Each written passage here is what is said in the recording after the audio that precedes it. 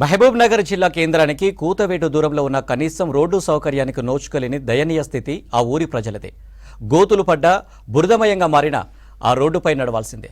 School పిల్లలైనా పెద్దవాళ్లైనా గర్భిణీ మహిళలైనా ఈ రోడ్డుపై నిత్య నరకం అనుభవించాల్సిందే. ఎర్రవెల్లి తాండా ప్రజలు దశాబ్దాలుగా అనునిత్యం ఎదుర్కొంటున్న రోడ్డు కష్టాలపై బాలకృష్ణ స్పెషల్ రిపోర్ట్. వచ్చిందంటే చాలు ఎర్రవల్లి తాండా ప్రజల కష్టాలు అన్నీ ఇన్ని కావు. మహబూబ్నగర్ జిల్లా కేంద్రానికి అత్యంత సమీపంలో ఉండే ఈ తాండా నుంచి చాలా మంది విద్యార్థులు రోజు స్కూళ్ళ కోసం మహబూబ్నగర్ హెడ్ క్వార్టర్కి వెళ్తారు. సో ఆ ఎర్రవల్లి తాండా నుంచి మహబూబ్నగర్ హెడ్ క్వార్టర్కి చేరుకోవాలంటే ఈ దారి గుండానే వెళ్ళాలి.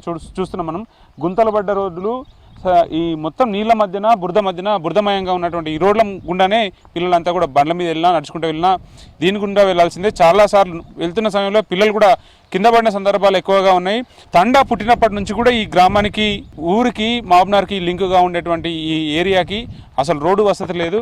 సో నిత్య నరకంగా భావిస్తున్నటువంటి ఈ రోడ్డు మీద వాళ్ళు ఎట్లా ప్రయాణం సాగిస్తున్నారు, వాళ్ళ దినచర్య ఎట్లా సాగుతుంది, పిల్లలు ఎట్లా చదువుకుంటున్నారు, కనీసం ఆ ఊరు నుంచి ఏ పని చేసుకోవాలన్నా జిల్లా కేంద్రానికి పోవాలంటే ఎట్లా పోతున్నారో తెలుసుకునే ప్రయత్నం చేద్దాం. ఏం పేరమ్మ నీ పేరు? రాహుల్. మీ ఊరికి రోడ్డు లేదా? లేదు. ఏం మీ సమస్యలు ఏం చెప్పమ్మా?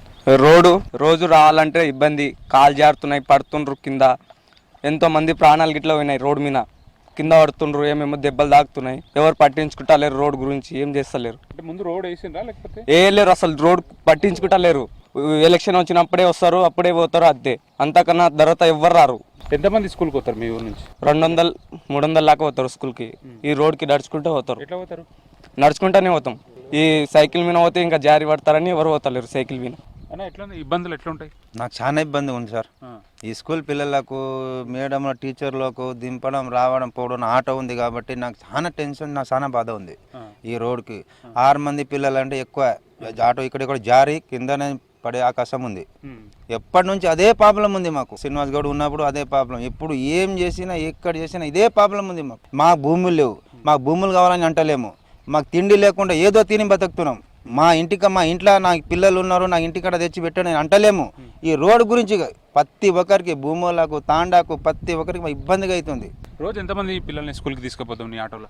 నాకు ఆటోలో అంటే నాకు 15 మంది ఉన్నారు, 2 సార్లు తిరగాలి. ఎందుకంటే ఆటోలో జారుతుంది. ఆటో ఎక్కువ మంది అంటే ప్రాబ్లం అవుతుంది, జారి ఆటో ఎక్కడంటే అక్కడ పోతుంది. 15 మంది నాకు ఉంటే 2 సార్లు తిరగాలి. ఎందుకంటే చిన్న పిల్లలకే ఆటో జారుతుంది, ప్రాబ్లం అవుతుంది. రోడ్డు గురించే ప్రాబ్లం. మాకు భూమి లేదు, మాకు భూమి కావాలని అంటలేము, నాకు ఏది లేదు, మేము కష్టం చేసి బతికేటోళ్ళం. కానీ రోడ్డుది చాలా ప్రాబ్లం అవుతుంది మాకు. ఇబ్బందిగా అంటే రోడ్డు గురించే మాకు. ఎప్పటి నుంచి ఉంది ఈ సమస్య రోడ్డుది? ఇది అయ్యి కమ్సే కము దగ్గర 20 సంవత్సరాలు అవుతుంది. ఏ ఎమ్మెల్యే వచ్చినా కూడా ఎవరు పట్టించుకోరు. పట్టించుకునే అప్పుడు కాడిగా చేస్తాం అంటారు. వాళ్ళ తీట వరకు వెళ్ళిపోతారు, గప్చిపి పడుకుంటారు. స్కూల్ పిల్లలు ఎట్లా ఇబ్బంది పడుతుంటారు? స్కూల్ పిల్లలు అంటే చాలా ఘోరంగా ఇబ్బంది పడుతుంటారు. బుర్జాల్లోకి వెళ్ళి వాళ్ళ గొస కాదు నడుచుకుంటా, ముళ్ళు మొత్తము, ఈ చెట్ల ముళ్ళు మొత్తము, ఇవి తట్టు దాచుకుంటా, ఈ రాళ్ళ పొడి జారుకుంటా. స్కూల్ పిల్లలకు దగ్గర ఒక 350 పిల్లలు పోతుంటారు ఈ స్కూల్కు, తడుచుకుంటూనే పోతుంటారు. కానీ చాలా ఇబ్బంది ఉంది, పిల్లలకి ఇబ్బంది ఉంది, ముసలి వాళ్ళకి ఇబ్బంది ఉంది. డెలివరీకి వచ్చిన ఆడవాళ్ళకి కూడా అదే పరిశాని. ఇక్కడ ముసలి వాళ్ళకి కూడా పూర ఘోరంగా, మాకు రానికి పోనీకి కూడా చాలా ఇబ్బంది అవుతుంది. దయచేసి ఈ రోడ్డు మాత్రం మాకు చేయాలని మా ఎమ్మెల్యే సార్కి మాత్రం ఎన్ఎం శ్రీనివాసరెడ్డికి కోరుతున్నాము. కంపల్సరీ మాత్రము మాకు ఈ రోడ్డు కావాలి. ఇబ్బందులు పడుతుంటే మరి సమస్య అధికారుల దృష్టి తీసుకుపోయినా? మా కౌన్సిలర్కి తెలుసు ఈ విషయం. తర్వాత దాంతోపాటు నిన్న మొన్న కూడా వైరల్ అవుతుంది మా గ్రూప్లలో వీడియో. పిల్లలు చదువుకోవడానికి అయితే చాలా ఇబ్బంది అవుతుంది. రవాణా వ్యవస్థ చాలా దెబ్బతిన్నది ఇక్కడ. దాంతోపాటు నైట్ పూట ఏదైనా హెల్త్ ప్రాబ్లం ఉండి పోవాలంటే కూడా ఈ చీకట్లో తీసుకుపోలేని పరిస్థితి, చాలా ఇబ్బందిగా ఉంది. మీరు ఎంతకాలం నుంచి సమస్య? ఇది మ్యాక్సిమం 20 ఏళ్ళకి చూస్తున్నాము, ఇదే పరిస్థితి కొనసాగుతుంది. ఈ రోడ్డు వేస్తామని చెప్పేసి ఇక్కడ ఓట్లప్పుడు ఓట్లు వేయించుకుంటారు అంతే తప్ప, మీరు ఓట్లు వేయండి, మేము మళ్ళీ రోజు మళ్ళీ గెలిచిన వెంబడే మళ్ళీ నెల రోజులు 2 నెలల్లో రోడ్డు శాంక్షన్ చేస్తాం అయిపోయింది అంటారు. ఉట్టి మాటలు చెప్పుడు తప్ప పని అయితే అయితలేదు. ఇది వానకాలం కాదు, ఎండాకాలం కాదు, మొత్తం ఎండాకాలం కూడా మొత్తం బారేజ్ బేన్లు పోతే ఇక్కడ నుంచి మన బీసీ కాలం ఉంది. ఒక బారేజ్ బేన్లు వర్షం పెట్టి పోయేసరికి ఇండ్లని మొత్తం మొత్తం దుమ్ము పెట్టుకుంటుంది, ఇండ్లకు దుమ్ము.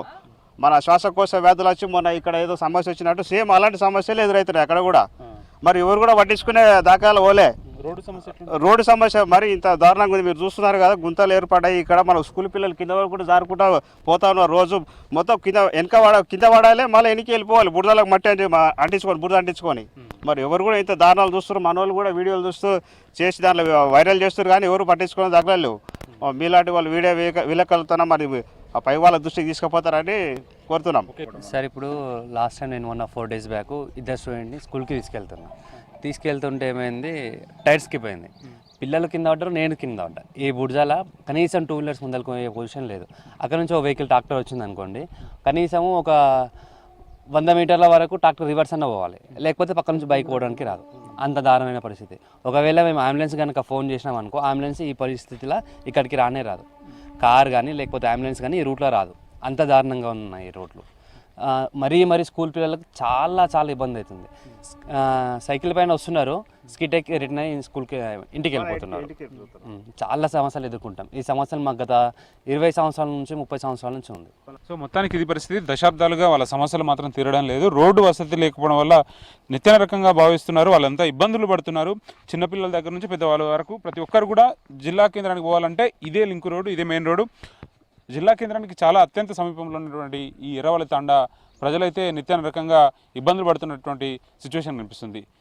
ఇది ఎర్రవల్లి తాండా సంబంధించినటువంటి తాండావాసుల కష్టాలు. కెమెరామెన్ శ్రీనివాస్తో కలిసి బాలకృష్ణ, V6 న్యూస్, మహబూబ్నగర్.